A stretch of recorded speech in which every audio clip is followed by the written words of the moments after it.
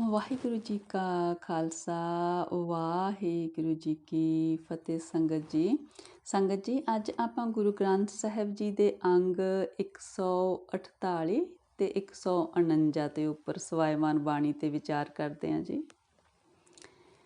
ਮਹੱਲਾ ਦੂਜਾ।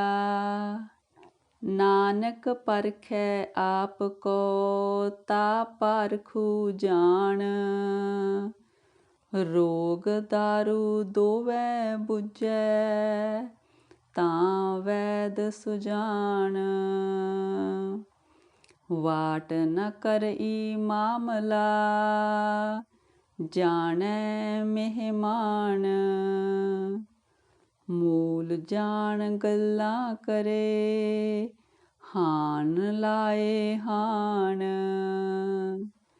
ਲੱਭ ਨਾ ਚੱਲਈ ਸੱਚ ਰਹੇ ਸੋ ਵਿਸਟ ਪਰਵਾਨ। ਸਰ ਸੰਦੇ ਆਗਾਸ ਕੋ ਕਿਉ ਪਹੁੰਚੈ ਬਾਣ, ਅੱਗੇ ਉਹ ਅਗੰਮ ਹੈ ਵਾਹੇ ਦੜ ਜਾਣ।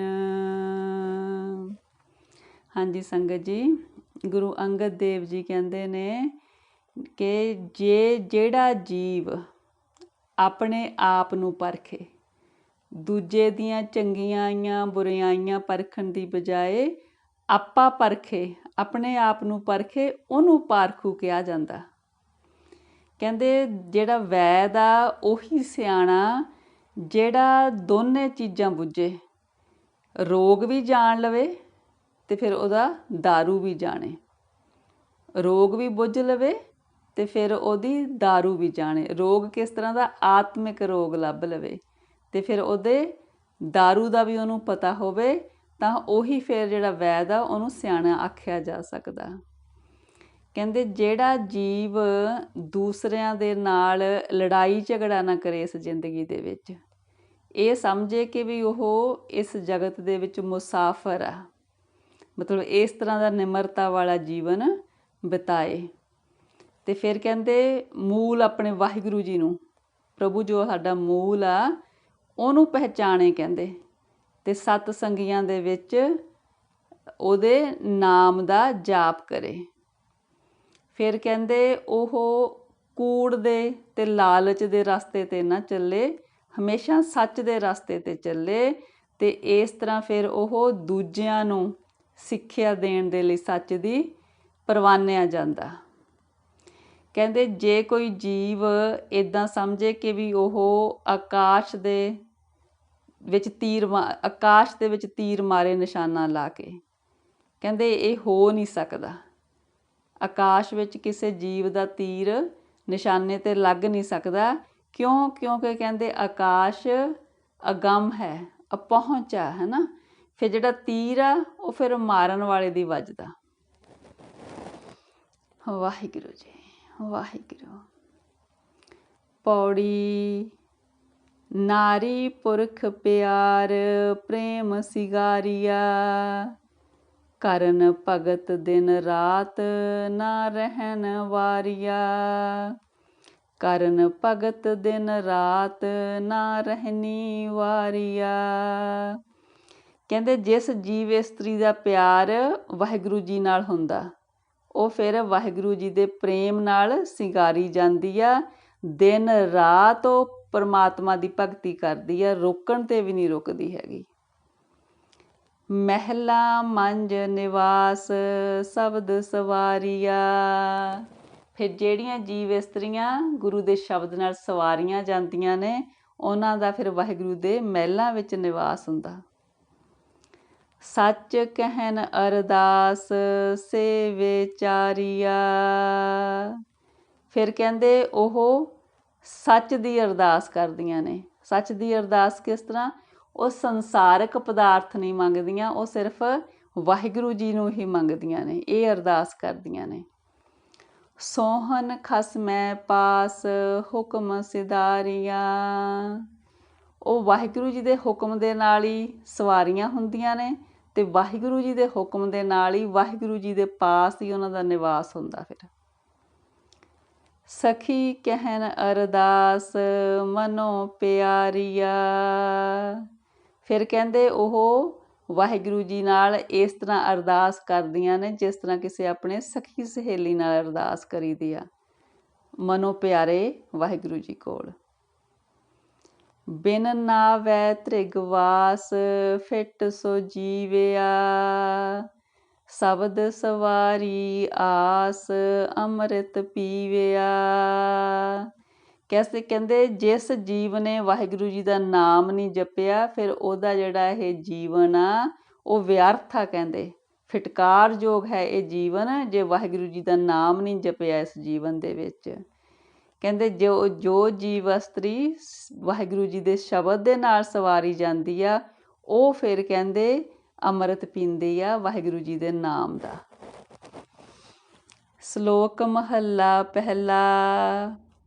ਮਾਰੂ ਮਿਹੀ ਨਾ ਤ੍ਰਿਪਤਿਆ ਅੱਗੀ ਲਹੇ ਨਾ ਭੁੱਖ। ਕਹਿੰਦੇ ਜਿਹੜੇ ਮਾਰੂਥਲ ਨੇ ਉਹ ਜਿੰਨਾ ਵੀ ਮੀਂਹ ਪੈ ਜਾਵੇ ਉਹ ਰੱਜਦੇ ਨਹੀਂ ਗੇ। ਇਸ ਤਰ੍ਹਾਂ ਹੀ ਕਹਿੰਦੇ ਜਿਹੜੀ ਅੱਗ ਆ ਉਹ ਬਾਲਣ ਨਾਲ ਕਦੇ ਨਹੀਂ ਰੱਜਦੀ ਹੈਗੀ, ਜਿੰਨਾ ਵੀ ਬਾਲਣ ਪਾਓ ਅੱਗ ਹੋਰ ਮੰਗਦੀ ਆ ਬਾਲਣ। ਰਾਜਾ ਰਾਜ ਨਾ ਤ੍ਰਿਪਤਿਆ ਸਾਇਰ ਭਰੇ ਕਿ ਸੁਖ। ਕਹਿੰਦੇ ਜਿਹੜਾ ਰਾਜਾ ਉਹ ਕਦੇ ਰਾਜ ਕਰਕੇ ਨਹੀਂ ਰੱਜਦਾ, ਉਹ ਹਮੇਸ਼ਾ ਹੀ ਚਾਹੁੰਦਾ ਵੀ ਮੇਰਾ ਹੀ ਰਾਜ ਚੱਲੇ। ਇਸ ਤਰ੍ਹਾਂ ਜਿਹੜੇ ਕਹਿੰਦੇ ਸਮੁੰਦਰ ਨੇ ਉਹਨਾਂ ਵਿੱਚ ਨਦੀਆਂ ਜਾ ਡਿੱਗਦੀਆਂ ਨੇ ਪਰ ਉਹ ਰੇਤੇ ਨਾਲ ਭਰਦੇ ਨਹੀਂ, ਮਿੱਟੀ ਨਾਲ। ਪਾਣੀ ਵੀ ਜਾਂਦਾ ਨਾਲ ਮਿੱਟੀ ਵੀ ਜਾਂਦੀ ਆ ਪਰ ਉਹ ਮਿੱਟੀ ਨਾਲ ਇੱਦਾਂ ਨਹੀਂ ਕਿ ਭਰੇ ਜਾਂਦੇ ਨੇ। ਜਿੰਨੀਆਂ ਮਰਜ਼ੀ ਮਤਲਬ ਨਦੀਆਂ ਜਾ ਕੇ ਡਿੱਗਣ ਉਹ ਰੱਜਦਾ ਨਹੀਂ ਗਾ। ਨਾਨਕ ਸੱਚੇ ਨਾਮ ਕੀ ਕੀਤੀ ਪੁੱਛਾ ਪੁੱਛ। ਕਹਿੰਦੇ ਜੋ ਸੱਚੇ ਨਾਮ ਦਾ, ਸੱਚੇ ਦਾ ਨਾਮ ਲੈਂਦੇ ਨੇ, ਨਾਮ ਕੀ ਕੀਤੀ ਪੁੱਛਾ ਪੁੱਛ। ਕਹਿੰਦੇ ਫਿਰ ਉਹਨਾਂ ਦੀ ਪੁੱਛ-ਗਿੱਛ ਹੁੰਦੀ ਆ। ਜੋ ਸੱਚੇ ਦਾ ਨਾਮ ਲੈਂਦੇ ਨੇ ਫਿਰ ਉਹਨਾਂ ਨੂੰ ਆਦਰ ਸਤਿਕਾਰ ਮਿਲਦਾ। ਮਹੱਲਾ ਦੂਜਾ। ਨਿਹਫਲ ਤਸ ਜਨਮਸ ਜਾਵਤ ਬ੍ਰਾਹਮਣਾ ਬਿੰਦ ਤੇ। ਕਹਿੰਦੇ ਜਿਹੜੇ ਜੀਵ ਵਾਹਿਗੁਰੂ ਜੀ ਦੇ ਨਾਲ ਜਾਣ ਪਹਿਚਾਣ ਨਹੀਂ ਪਾਉਂਦੇ ਹੈਗੇ, ਕਹਿੰਦੇ ਉਹਨਾਂ ਦਾ ਜਨਮ ਵਿਅਰਥ ਜਾਂਦਾ। ਜੇ ਵਾਹਿਗੁਰੂ ਜੀ ਦਾ ਨਾਮ ਸਿਮਰਨ ਨਹੀਂ ਕੀਤਾ ਫਿਰ ਜੀਵਨ ਵਿਅਰਥ ਚਲੇ ਗਿਆ ਨਾ। ਸਾਗਰ ਸੰਸਾਰ ਸੇ ਗੁਰ ਪ੍ਰਸਾਦੀ ਤਰੈ ਕੇ। ਕਹਿੰਦੇ ਜਿਹੜਾ ਸਾਗਰ ਆ ਇਹ ਸੰਸਾਰ ਰੂਪੀ, ਕਹਿੰਦੇ ਇਹਦੇ ਤੋਂ ਗੁਰੂ ਦੀ ਕਿਰਪਾ ਨਾਲ ਹੀ ਤਰਿਆ ਜਾ ਸਕਦਾ। ਗੁਰੂ ਦੀ ਕਿਰਪਾ ਨਾਲ ਕਿਸ ਤਰ੍ਹਾਂ? ਗੁਰੂ ਦੀ ਕਿਰਪਾ ਨਾਲ ਨਾਮਦਾਨ ਮਿਲਦਾ, ਫਿਰ ਉਹਦੀ ਕਮਾਈ ਹੁੰਦੀ ਹੈ, ਫਿਰ ਵਾਹਿਗੁਰੂ 'ਚ ਸਮਾਈ ਹੋ ਜਾਂਦੀ ਹੈ।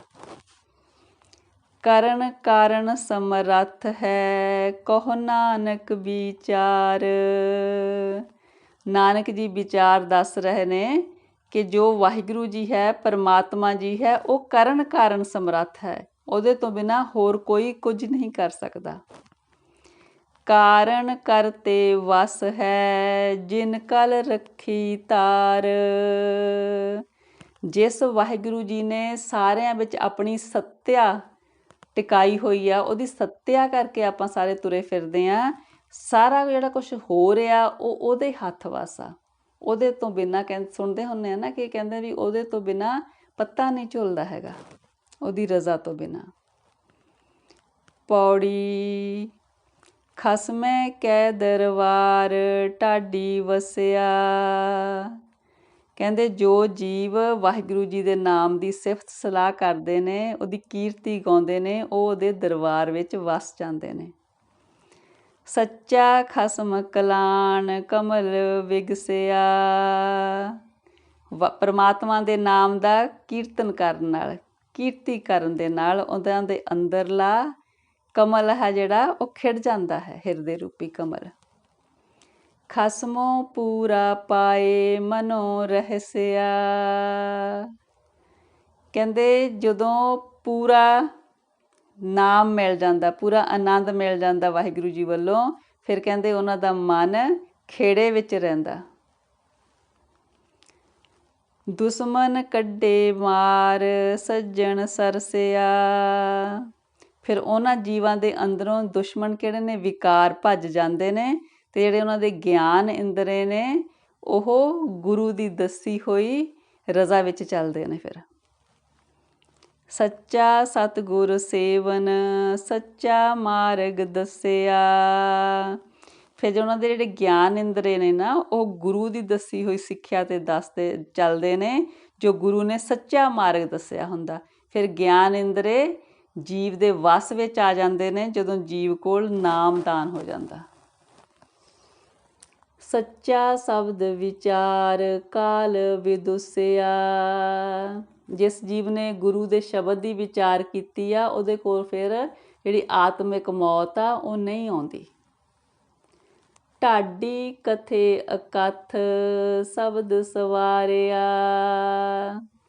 ਜੋ ਢਾਡੀ, ਜੋ ਵਾਹਿਗੁਰੂ ਜੀ ਦੀ ਕੀਰਤੀ ਕਰਨ ਵਾਲਾ ਗੁਰੂ ਦੇ ਸ਼ਬਦ ਨਾਲ ਸਵਾਰਿਆ ਗਿਆ, ਫਿਰ ਉਹ ਪ੍ਰਭੂ ਦੀਆਂ ਗੱਲਾਂ ਕਰਦਾ। ਨਾਨਕ ਗੁਣ ਗਹਿਰਾਸ ਹਰ ਜੀਓ ਮਿਲੇ ਪਿਆਰਿਆ।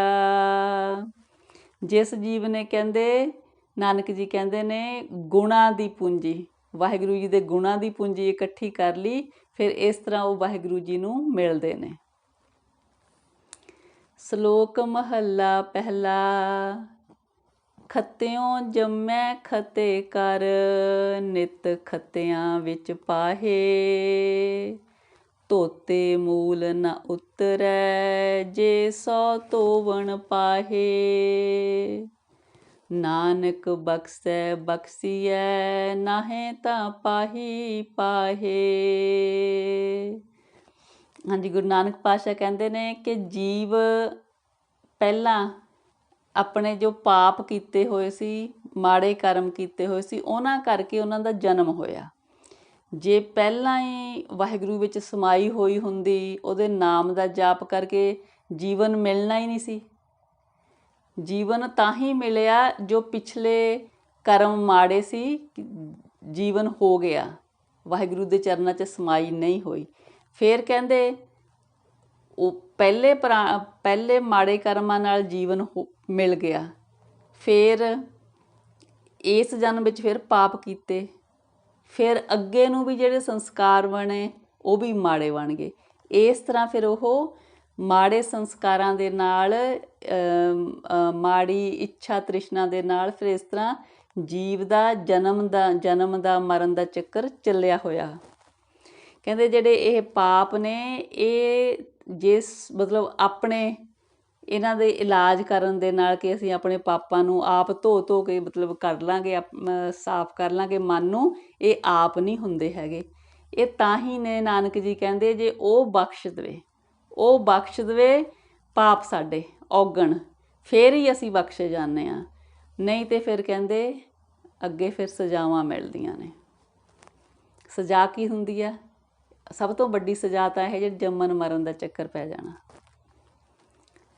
ਮਹੱਲਾ ਪਹਿਲਾ।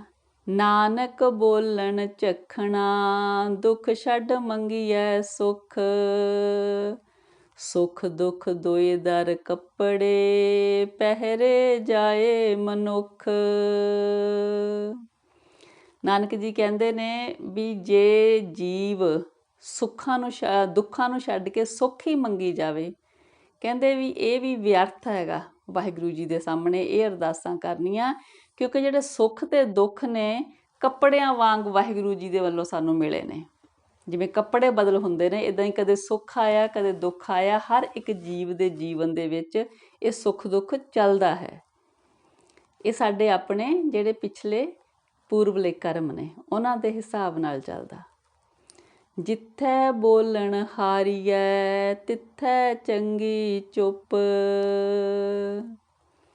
ਜਿੱਥੇ ਕਹਿੰਦੇ ਜੀਵ ਨੂੰ ਬੋਲਣ ਦੇ ਵਿੱਚ ਹਾਰ ਹੁੰਦੀ ਆ, ਉੱਥੇ ਚੁੱਪ ਰਹਿਣ 'ਚ ਹੀ ਭਲਾ। ਕਿਸ ਤਰ੍ਹਾਂ? ਜਿਸ ਤਰ੍ਹਾਂ ਹੁਣ ਆਪਾਂ ਜੇ ਵਾਹਿਗੁਰੂ ਜੀ ਦੇ ਅੱਗੇ ਅਰਦਾਸਾਂ ਕਰੀ ਜਾਣੀਆਂ ਵੀ ਸਾਨੂੰ ਦੁੱਖ ਨਾ ਦਿਓ, ਸਾਨੂੰ ਸੁੱਖ ਹੀ ਦਿਓ, ਪਰ ਜੇ ਅਸੀਂ ਕਰਮ ਕੀਤੇ ਹੋਣ ਤਾਂ ਸਾਨੂੰ ਸੁੱਖ ਦੁੱਖ ਮਿਲਣਾ ਹੀ ਆ, ਫਿਰ ਸਾਡੀ ਇੱਥੇ ਮੰਨੀ ਨਹੀਂ ਜਾਣੀ। ਹਾਂ ਜੀ, ਉਹ ਬਖਸ਼ੇ ਤਾਂ ਬਖਸ਼ ਦੇ, ਬਖਸ਼ਣਹਾਰ। ਪੌੜੀ ਚਾਰੇ ਕੁੰਡਾਂ ਦੇਖ ਅੰਦਰ ਪਾਲਿਆ, ਸੱਚੇ ਪੁਰਖ ਅਲਖ ਸਿਰਜ ਨਿਹਾਲਿਆ।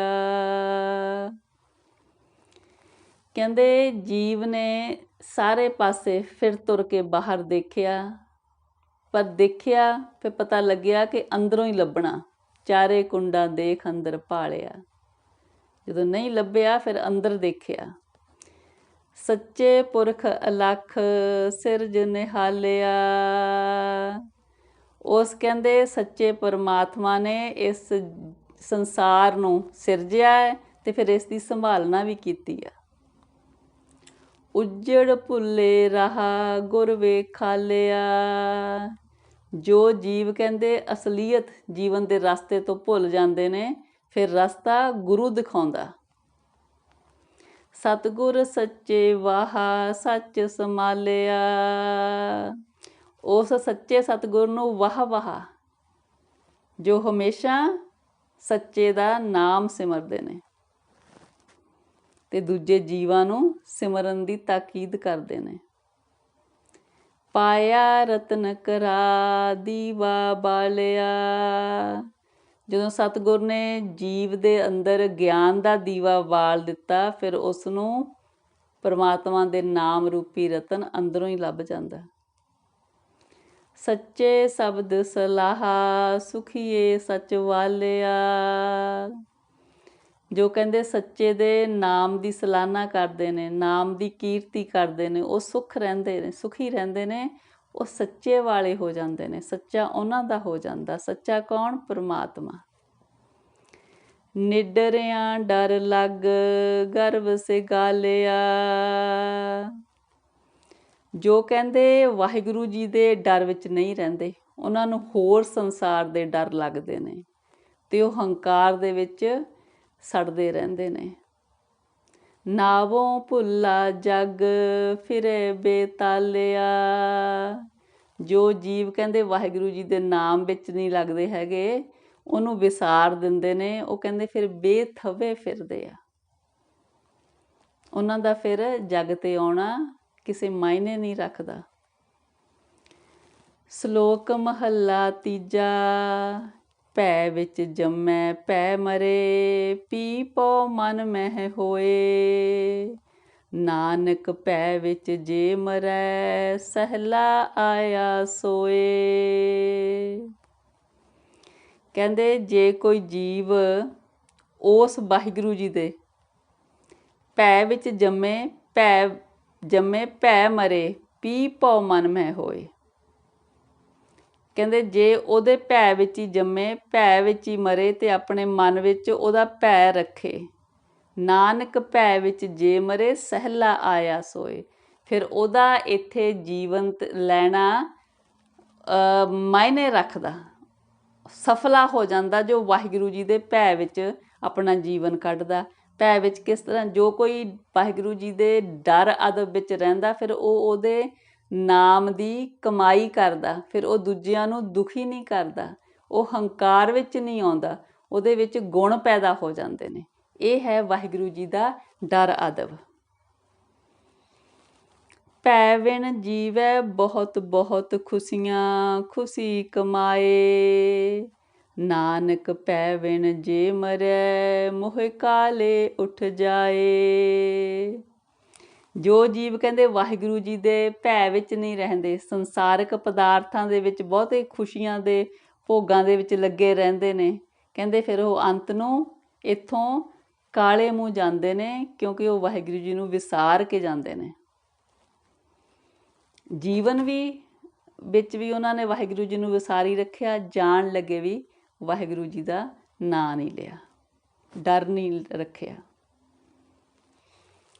ਪੌੜੀ ਸਤਿਗੁਰ ਹੋਏ ਦਿਆਲ, ਤਾਂ ਸਰਦਾ ਪੂਰੀਐ। ਸਤਿਗੁਰ ਹੋਏ ਦਿਆਲ, ਤਾਂ ਸਰਦਾ ਪੂਰੀਐ। ਪਾਤਸ਼ਾਹ ਕਹਿੰਦੇ ਨੇ ਜਦੋਂ ਸਤਿਗੁਰ ਸਾਡੇ ਤੇ ਦਿਆਲ ਹੁੰਦੇ ਨੇ ਤਾਂ ਸਾਡੇ ਮਨ ਦੀਆਂ ਇੱਛਾਵਾਂ ਪੂਰੀਆਂ ਹੋ ਜਾਂਦੀਆਂ ਨੇ। ਤਾਂ ਸਾਨੂੰ ਵਾਹਿਗੁਰੂ ਜੀ ਦੇ ਵਿੱਚ ਪ੍ਰੀਤੀ ਲੱਗ ਜਾਂਦੀ ਆ। ਸਤਿਗੁਰ ਹੋਏ ਦਿਆਲ ਨਾ ਕਬਹੂ ਚੂਰੀਐ। ਜਦੋਂ ਕਹਿੰਦੇ ਸਤਿਗੁਰ ਸਾਡੇ ਤੇ ਦਿਆਲ ਹੁੰਦੇ ਨੇ ਤਾਂ ਸਾਨੂੰ ਕੋਈ ਦੁੱਖ ਤਕਲੀਫ ਨਹੀਂ ਰਹਿੰਦੀ ਹੈਗੀ, ਤਾਂ ਸਾਨੂੰ ਕੋਈ ਚਿੰਤਾ ਨਹੀਂ ਰਹਿੰਦੀ ਹੈਗੀ, ਕੋਈ ਝੂਰਨ ਨਹੀਂ ਰਹਿੰਦਾ ਹੈਗਾ। ਸਤਿਗੁਰ ਹੋਏ ਦਿਆਲ ਤਾਂ ਦੁੱਖ ਨਾ ਜਾਣੀਐ। ਜਦੋਂ ਕਹਿੰਦੇ ਸਤਿਗੁਰ ਸਾਡੇ ਤੇ ਦਿਆਲ ਹੁੰਦੇ ਨੇ, ਕਿਰਪਾਲੂ ਹੁੰਦੇ ਨੇ, ਸਾਨੂੰ ਦੁੱਖ ਨਹੀਂ ਲੱਗਦਾ। ਦੁੱਖ ਨੂੰ ਸਾਡੇ ਵਿੱਚ ਸਹਿਣ ਦੀ ਸਮਰੱਥਾ ਆ ਜਾਂਦੀ ਆ। ਸਤਿਗੁਰ ਹੋਏ ਦਿਆਲ ਤਾਂ ਹਰ ਰੰਗ ਮਾਣੀਐ। ਜਦੋਂ ਸਤਿਗੁਰ ਸਾਡੇ ਤੇ ਕਿਰਪਾਲੂ ਹੁੰਦੇ ਨੇ, ਦਿਆਲੂ ਹੁੰਦੇ ਨੇ, ਫਿਰ ਕੀ ਹੁੰਦਾ? ਅਸੀਂ ਵਾਹਿਗੁਰੂ ਜੀ ਦਾ ਆਨੰਦ ਮਾਣਦੇ ਹਾਂ, ਉਹਦੇ ਮਿਲਾਪ ਦਾ ਆਨੰਦ ਮਾਣਦੇ ਹਾਂ, ਸੁਖੀ ਰਹਿੰਦੇ ਹਾਂ, ਮਨ ਆਨੰਦ ਵਿੱਚ ਰਹਿੰਦਾ। ਸਤਿਗੁਰ ਹੋਏ ਦਿਆਲ ਤਾਂ ਜਮ ਕਾ ਡਰ ਕਿਹਾ। ਹੋਰ ਸੰਸਾਰਕ ਡਰ ਤਾਂ ਕਹਿੰਦੇ ਕੀ ਨੇ? ਜਦੋਂ ਸਤਿਗੁਰ ਦਿਆਲ ਹੁੰਦੇ ਨੇ ਫਿਰ ਜਮ ਦਾ ਡਰ ਨਹੀਂ ਰਹਿੰਦਾ, ਮੌਤ ਦਾ ਡਰ ਵੀ ਨਹੀਂ ਰਹਿੰਦਾ। ਜਮ ਦਾ ਡਰ ਕਿਉਂ ਰਹਿਣਾ? ਸਤਿਗੁਰ ਸਾਡੇ ਵੱਲ, ਜਦੋਂ ਸਤਿਗੁਰ ਨੇ ਸਾਡਾ ਪੱਖ ਪੂਰਿਆ, ਸਾਨੂੰ ਜਮ ਦਾ ਡਰ ਕਿਉਂ ਰਹਿਣਾ? ਸਤਿਗੁਰ ਹੋਏ ਦਿਆਲ ਤਾਂ ਸਦ ਹੀ ਸੁਖ ਦੇਹਾ। ਜਦੋਂ ਸਤਿਗੁਰ ਦਿਆਲ ਹੁੰਦੇ ਨੇ ਹਮੇਸ਼ਾ ਸਰੀਰ ਸੁੱਖ ਵਿੱਚ ਰਹਿੰਦਾ। ਸਤਿਗੁਰ ਹੋਏ ਦਿਆਲ ਤਾਂ ਨਵ ਨਿਧ ਪਾਈਐ। ਜਦੋਂ ਸਤਿਗੁਰ ਦਿਆਲ ਹੁੰਦੇ ਨੇ ਸੰਸਾਰ ਦੇ 9 ਖਜ਼ਾਨੇ ਪਾ ਲੈਂਦੇ ਨੇ, ਪੂਰੀਆਂ 9 ਨਿਧੀਆਂ ਮਿਲ ਜਾਂਦੀਆਂ ਨੇ ਜੀਵ ਨੂੰ। ਸਤਿਗੁਰ ਹੋਏ ਦਿਆਲ ਤਾਂ ਸੱਚ ਸਮਾਈਐ। ਇਹ ਸਭ ਤੋਂ ਉੱਚੀ ਚੀਜ਼ ਆ। ਉੱਚੀ ਗੱਲ ਸਭ ਤੋਂ ਕੀ ਆ? ਜਦੋਂ ਸਤਿਗੁਰ ਦਿਆਲ ਹੁੰਦੇ ਆ ਤਾਂ ਵਾਹਿਗੁਰੂ ਵਿੱਚ ਸਾਡੀ ਲੀਨਤਾ ਹੋ ਜਾਂਦੀ ਆ, ਕਿਉਂਕਿ ਸਤਿਗੁਰ ਨੇ ਦਿਆਲ ਹੋ ਕੇ ਸਾਨੂੰ ਨਾਮ ਦਾਨ ਕੀਤਾ। ਨਾਮ ਜਦੋਂ ਦਾਨ ਵਿੱਚ ਮਿਲ ਗਿਆ, ਨਾਮ ਦ੍ਰਿੜ ਹੋ ਗਿਆ, ਨਾਮ ਦੀ ਕਮਾਈ ਕੀਤੀ ਤਾਂ ਵਾਹਿਗੁਰੂ ਜੀ ਦੇ ਚਰਨਾਂ ਵਿੱਚ ਸਾਡੀ ਸਮਾਈ ਹੋ ਗਈ। ਸਤਿਗੁਰ ਹੋਏ ਦਿਆਲ ਤਾਂ ਸੱਚ ਸਮਾਈਐ। ਹਾਂਜੀ ਸੰਗਤ ਜੀ, ਇੰਨੀਆਂ ਵਿਚਾਰਾਂ ਪ੍ਰਵਾਨ ਕਰਨੀਆਂ ਜੀ। ਵਿਚਾਰਾਂ ਦੀ ਸਾਂਝ ਪਾਉਂਦਿਆਂ ਹੋਈਆਂ ਬੇਅੰਤ ਗਲਤੀਆਂ ਮੇਰੀਆਂ ਮਾफ़ ਕਰਨੀਆਂ ਜੀ। ਸਤਿਗੁਰੂ ਜੀ, ਪਰਮੇਸ਼ਰ ਜੀ, ਆਪ ਦੀ ਧੁਰ ਕੀ ਬਾਣੀ ਦੀ ਵਿਚਾਰ ਕਰਦਿਆਂ ਹੋਈਆਂ ਅਨੇਕਾਂ ਬੇਅੰਤ ਗਲਤੀਆਂ ਆਪ ਦੀ ਅਣਜਾਣ ਬੱਚੀ ਦੀਆਂ ਬਖਸ਼ ਦਿਓ ਜੀ। ਅੱਗੇ ਤੋਂ ਸਮਤ ਦਿਓ ਸਤਿਗੁਰੂ ਜੀ। ਵਾਹਿਗੁਰੂ ਜੀ ਕਾ ਖਾਲਸਾ, ਵਾਹਿਗੁਰੂ ਜੀ ਕੀ ਫਤਿਹ ਜੀ। ਵਾਹਿਗੁਰੂ ਜੀ, ਸੱਚੇ ਪਾਤਸ਼ਾਹ ਜੀ।